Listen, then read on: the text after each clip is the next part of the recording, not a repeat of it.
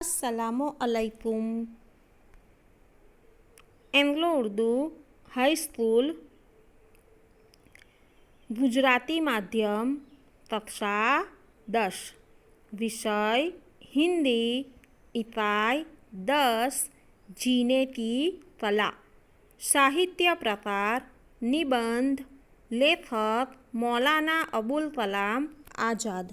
नाम से ही हमें पता चलता है कि वह आज़ाद स्वतंत्र भारत के प्रथम शिक्षा मंत्री थे। इन्हीं के द्वारा लिखित निबंध जीने की कला हम आज पढ़ने जा रहे हैं। तो सबसे पहले निबंध यानी क्या?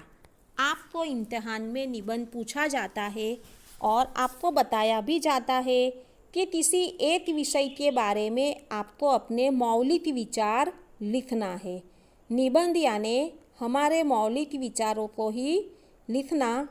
निबंध शब्द दो शब्दों से मिलकर बना है, निह प्लस बंध। इसका अर्थ है भली प्रकार से बंधी हुई रचना, अर्थात वह रचना जो विचारपूर्वक क्रमबद्ध रूप से लिखी गई हो। निबंध की परिभाषा। निबंध वह गद्य रचना है जो किसी विषय पर क्रमबद्ध रूप से लिखी गई हो। किसी विषय पर क्रमबद्ध रूप से लिखना और हमारे मौलिक विचारों को ही लिखना निबंध कहलाता है। आज हम मौलाना अबुल कलाम आज़ाद द्वारा लिखित निबंध जीने की कला पढ़ने जा रहे हैं।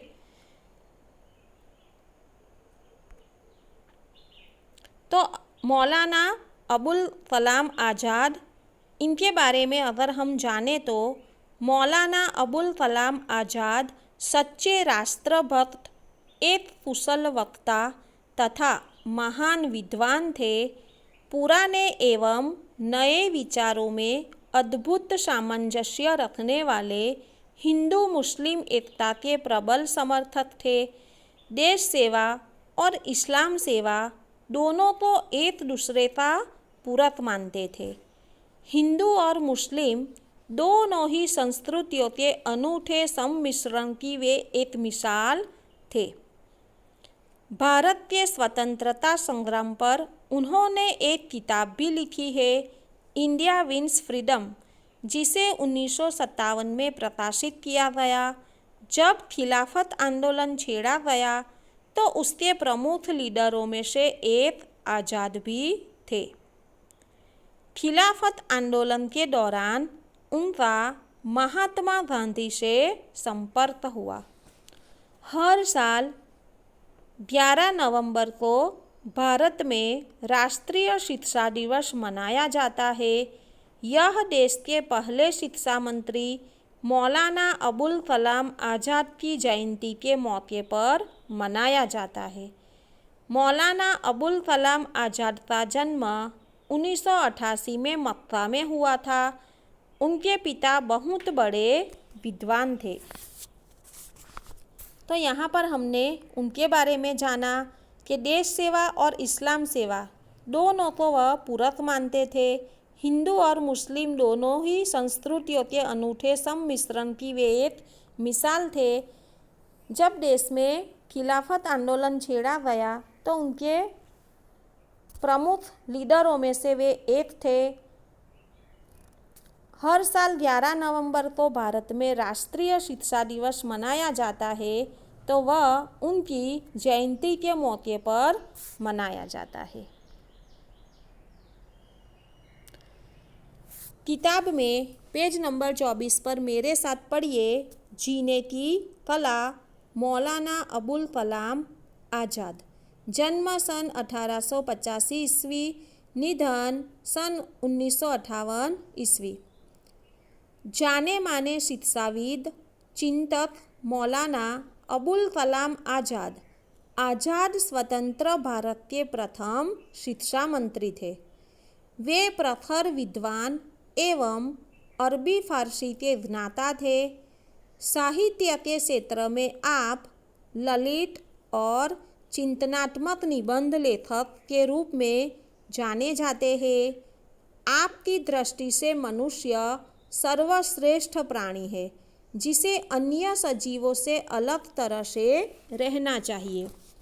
तात्पर्य यह है कि दुनिया में सभी जीवों में मनुष्य ही ऐसा जीव है जिसके पास सोचने समझने की शक्ति है। वह जो चाहे वह कर सकता है। वह धरती से अमृत निचोड़ कर भी ला सकता है। हमें यहाँ पर बताया गया है कि मनुष्य सर्वश्रेष्ठ प्राणी है जिसे सभी जीवों से अलग तरह से रहना चाहिए। जीने की कला एक आवश्यक कला है। व्यक्ति को इस कला से भलीभांति परिचित होना चाहिए। उसे चाहिए कि जीवन को भलीभांति जिए, मरते मरते नहीं जीना चाहिए और मृत्यु के बारे में कभी सोचना ही नहीं चाहिए। कई इंसान क्या करते हैं कि पूरी ज़िंदगी में वह यही सोचते हैं कि मुझे तो मरना है, मुझे अभी यह काम बाकी है, यह काम बाकी है, और कई लोग मरने से डरते भी हैं। लेकिन हमें जिंदा दिली के साथ अपना जीवन यापन करना चाहिए, हमेशा खुश रहना चाहिए और मरते मरते नहीं जीना चाहिए। अगर कोई मुसीबत आ जाए, हमारे जीवन में कोई तकलीफ़ आ जाए, मुसीबत आ जाए, तो हमें घबराना नहीं चाहिए मगर हिम्मत से उसका सामना करना चाहिए। हमें यह नहीं सोचना चाहिए कि अब मैं कुछ ही दिनों का मेहमान हूँ। हमारे जीवन में हरियाली की आवश्यकता है, सूखेपन या बंजरता की नहीं। खिले हुए पुष्प, बहते झरने, गाते पंछी और बहती हवा आदि को देख मनुष्य प्रसन्नता का अनुभव कर सकता है। अगर हम उदास भी हो जाए तो हमें खिले हुए पुष्प, बहते झरने, गाते पंछी और बहती हवा को देखना चाहिए कि जो प्रकृति के बनाए हुए हैं। यह सभी रूपों को देखकर हमें प्रसन्न होना चाहिए। वस्तुतः हमारे धर्म, दर्शन और अध्यात्म के गहन दर्शन ने मनुष्य को अनावश्यक, गंभीर और कृत्रिम बना दिया है। उसे सहज नहीं रहने दिया है। जीवन का लक्ष्य आनंद की प्राप्ति करना होता है, जिसे सिद्ध करने में ही लगे रहना चाहिए। तो यहाँ पर हमें बताया गया है जीवन का उद्देश्य आनंद प्राप्त करना होता है, पर हमारे धर्म, दर्शन तथा अध्यात्म की फिलॉसफी ने मनुष्य को गंभीर और कृत्रिम बना दिया है। प्रस्तुत पाठ में बताया गया है कि मनुष्य को जीवन जीने की कला से परिचित होना चाहिए। उसे चाहिए कि वह जीवन को भली भांति जिए, हमेशा खुश रहे, खुद उदास ना हो, ना दूसरों को उदास करे तथा हंसी खुशी से जीवन काट दे। सभी के जीवन में कोई ना कोई समस्याएं आती है, कई मुश्किलों का सामना हमें करना होता है। हमें घबराना नहीं चाहिए। सभी के जीवन में बारी बारी से सुख और दुख आते ही रहते हैं। हमें जिंदा दिली के साथ अपना जीवन यापन करना चाहिए, हमेशा खुश रहना चाहिए, मुसीबतों का सामना करना चाहिए। इन पंछियों को हमें देखना चाहिए कि वह भी किस तरह खुश रहते हैं। प्रकृति ने बनाए हुए इस पेड़ों को देखना चाहिए कि वह भी किस तरह हंसते रहते हैं। चांद को देखना चाहिए, सूरज को देखना चाहिए। और हमें यहाँ पर बताया गया है कि जीवन का लक्ष्य आनंद की प्राप्ति करना है। हमें मर मर कर नहीं जीना है, हमें जीवन का आनंद उठाना ही है।